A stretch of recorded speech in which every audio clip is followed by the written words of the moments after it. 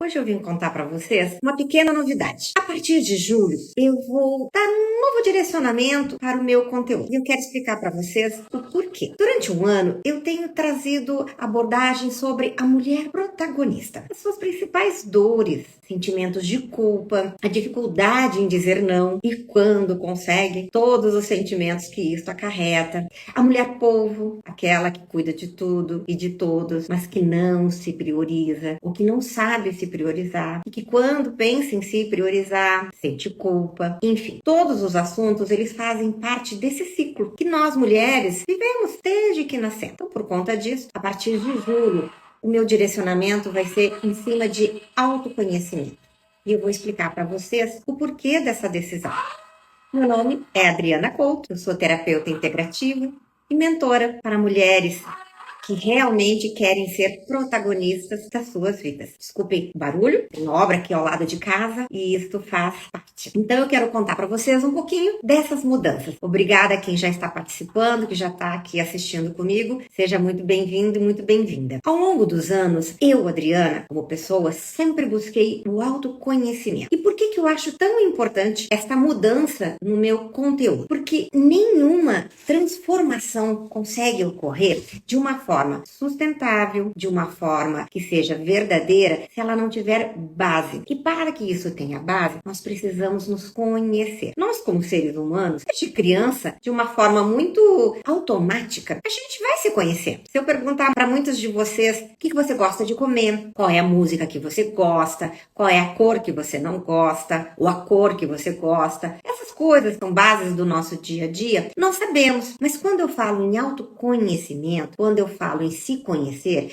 eu estou falando sobre isso de uma forma consciente. Ou seja, eu estou fazendo isso porque eu quero, porque eu decidi saber de uma forma um pouquinho mais profunda os meus sentimentos, aquilo que me incomoda, aquilo que me irrita, aquilo que me deixa feliz. Porque a partir do momento que eu entendo tudo isso, gente, eu estou falando de uma forma muito simples, muito básica. Não precise pensar, agora eu preciso fazer um curso em Harvard para buscar meu autoconhecimento. Não. O autoconhecimento é um trabalho totalmente interno, totalmente individual, que a gente pode e deve buscar ajuda. Lendo, ouvindo, conversando, seja com amigas, seja com familiares, né, seja com terapeutas, mas conversando com pessoas que também estão buscando este autoconhecimento. Porque daí existe uma troca. A gente consegue trocar, compartilhar dúvidas, insights, ideias. Tudo isso é muito importante para o nosso crescimento, para o nosso aprendizado. Então, este material que eu vou começar a compartilhar com vocês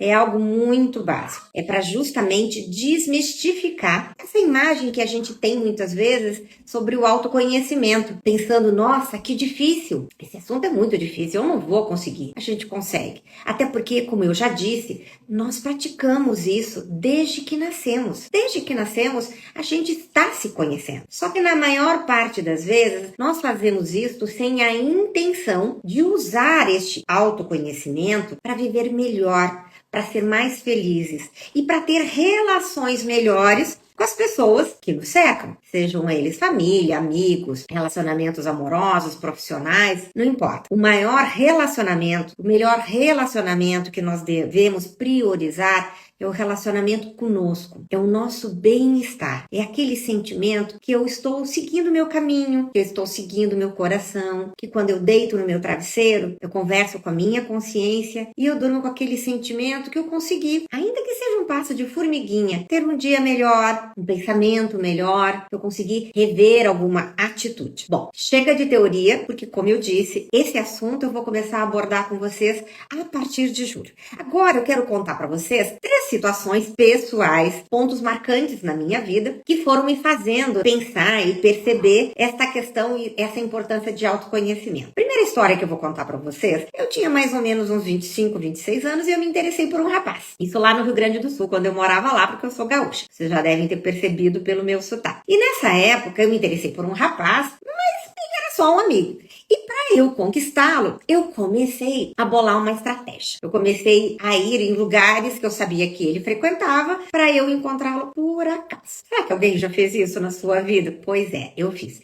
E fui em shows, fui em parques, confesso que coisas que eu não curtia muito, mas eu queria encontrá-lo por acaso naqueles lugares. E deu certo, começamos a namorar. Passado um mês, mais ou menos, eu fiz aquela pergunta clássica. Perguntei pra ele, e aí, agora que você me conhece, que a gente tá namorando, eu sou diferente do que você imaginou, eu sou diferente do que você pensou. E ele me deu uma resposta, gente, de boa, tranquilo. Do tipo assim, que eu não era muito diferente como amiga, enfim. Na verdade, gente, quando eu fiz essa pergunta, eu não queria uma resposta verdadeira. Eu queria que ele massageasse meu ego. Eu queria que ele me dissesse que eu era maravilhosa, que eu era muito melhor do que ele tinha imaginado. Claro, isso eu tô contando pra vocês uma reflexão que eu fiz depois, não foi na hora. Na hora, gente, foi decepção total. Foi um balde de água fria. Não demorou, acho que nem uma semana. Eu terminei com ele, porque eu não tava apaixonada. Eu fiquei interessada, consegui conquistá-lo, né? Mas eu não recebi a resposta que eu precisava, que eu queria, que eu não sabia. E aí, depois dessa reflexão, veio meu primeiro aprendizado. Eu decidi que eu nunca mais faria nenhuma pergunta que eu não estivesse preparada para ouvir a resposta verdadeira. Ou seja, eu não iria mais fazer perguntas criando expectativas de ouvir coisas positivas que fizessem bem para o meu ego, para o meu bem-estar, para minha autoestima, mas que efetivamente eu estivesse preparada para ouvir a verdade, mesmo que eu não gostasse muito. Então, esse foi o primeiro aprendizado que eu tirei dessa história rápida e que provavelmente muitos de vocês já viveram em algum momento. Depois disso, eu tenho um outro momento que eu refleti bastante, foi mais ou menos, eu tinha uns 28 anos, eu passei por alguns processos de entrevista para trocar de trabalho, eu estava numa empresa já há 8 anos, e eu observei que nessas entrevistas era normal fazerem a pergunta do tipo assim, e quais são as suas qualidades? E quais são os seus defeitos?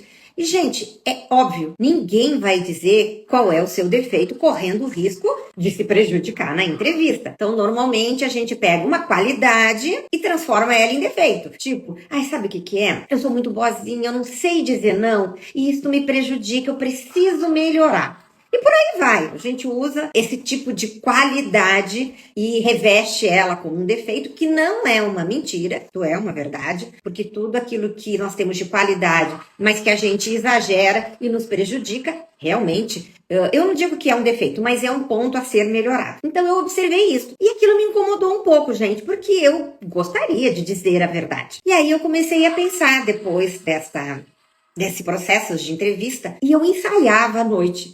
Eu iria dizer um defeito, um ponto fraco meu, sem que isso me prejudicasse nesses processos. E o mais importante, gente, foi a dificuldade que eu tive de começar a pensar quais eram os meus defeitos, ainda que eu não falasse sobre eles para ninguém. Porque normalmente, gente, nós temos uma lista de qualidades e pontos positivos nossos para falar.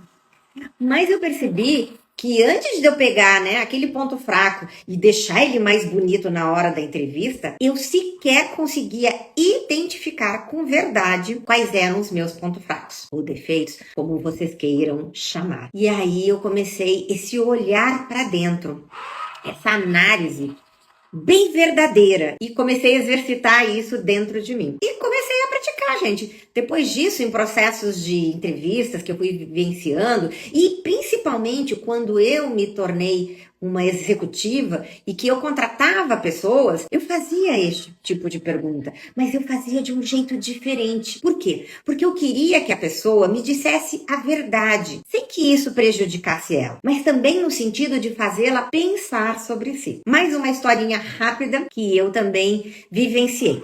Quando eu cresci, gente, eu não sei da fase de vocês, era normal ler signo. A gente lia o signo no jornal, nas revistinhas. Então, o dia da gente começava lendo o signo. Gente, e eu li aquilo, tinha muita coisa que fechava com a minha personalidade, mas tinha outras que eu não conseguia me identificar. Eu não conseguia me enxergar. E aí eu pensava, como que 12 signos podem falar sobre bilhões de pessoas nesse planeta? E eu queria saber mais. Eu queria muito entender de onde é que vinha o meu lado racional, racional, o meu lado prático. Porque quando eu lia sobre peixes, com ascendente em peixe, era tudo muito sensível, sentimental, frágil, sonhador, como se vivesse muito no mundo da lua. Gente, eu tenho muito dessas características, mas eu também sempre fui uma pessoa muito prática, muito racional, muito pé no chão, que na hora da necessidade sempre prevaleceu o meu lado racional. E então eu queria muito entender. E mais ou menos lá pelos meus 32 anos, cada pela minha mãe que gostava disso, eu fiz então um mapa astrológico, né? Fui uma astróloga muito famosa na minha cidade, fiquei 2 horas lá conversando.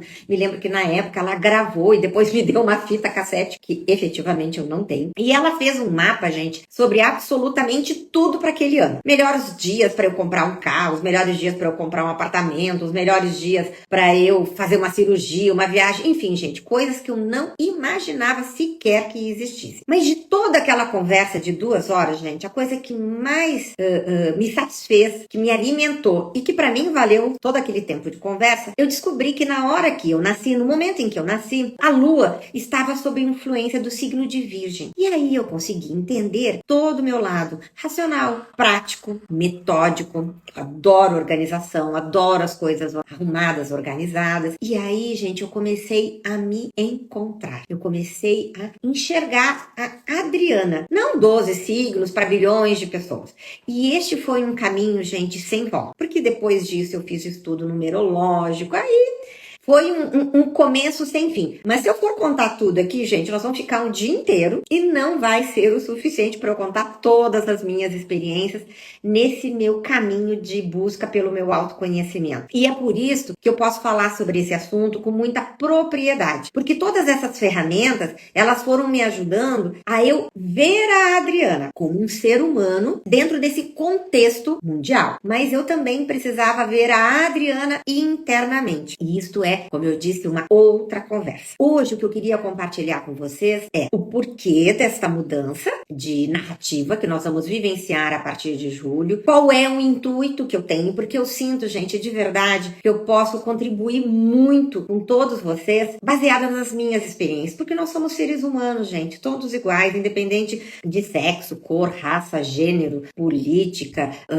veia religiosa, espiritual, não importa. Nós somos seres humanos, nós temos dores, temos fomes, temos necessidades, alegrias, expectativas. E para que a gente possa equilibrar, para que a gente possa efetivamente ser feliz dentro de uma perspectiva, né, muito individual de felicidade, a gente precisa minimamente se conhecer. Porque dentro desse conhecimento, a gente começa a achar os nossos equilíbrios, os nossos limites, os nossos gatilhos que nos incomodam, que nos tiram do nosso ritmo. E a gente vai sabendo navegar nisso, vai sabendo trabalhar melhor as nossas relações e vai começando a colocar os nossos limites com muita verdade, com muito respeito, mas a gente vai aprendendo a se priorizar como ser humano que somos e que estamos aqui nesta jornada para viver a nossa essência, para viver a nossa vida. Porque enquanto nós nos preocupamos e nos dedicamos a cuidar dos outros, eu pergunto para você, quem cuida e quem vive a tua vida? Eu gostaria de fechar a nossa live de hoje com esta pergunta. Para você que está me escutando, ou que vai me escutar depois, não tem problema, porque esse assunto, ele é atemporal, ele não tem tempo, ele não tem hora, ele não tem momento. Você pode ouvir 1, 2, 3 vezes e vai ter insights diferentes, mas eu gostaria que você pensasse com muito carinho, com muita profundidade. Enquanto você está cuidando e se preocupando com todos, quem cuida e se preocupa com você? Principalmente, quem vive a tua vida. Eu não estou falando, gente, em sobreviver, que significa acordar, fazer as atividades do dia, dormir, acordar. Isto se chama sobreviver. Viver é bem diferente. Viver é sentir, é pensar, é analisar, é decidir o que quer, o que não quer, o que gosta, o que não gosta. E a gente faz isso muitas vezes ao longo do dia, mas não de uma forma consciente. A gente faz isso muito no piloto automático. E, consequentemente, quando a gente está no piloto automático, a gente não se beneficia dessas reflexões, porque a gente não usa elas para fazer diferente. Combinado? Então, hoje eu encerro aqui. Eu desejo um ótimo feriado para amanhã, feriado de Corpus Christi, para quem vai ter a oportunidade de poder fazer aí um feriadão, uma boa viagem, um bom descanso, de muita harmonia, de muita energia, seja você sozinho, seja você acompanhado. Nunca se esqueça que você sempre será a sua melhor companhia. Um beijo grande para todos vocês e fiquem com o meu coração sempre. Eu estou sempre conectada com todos vocês. Obrigada.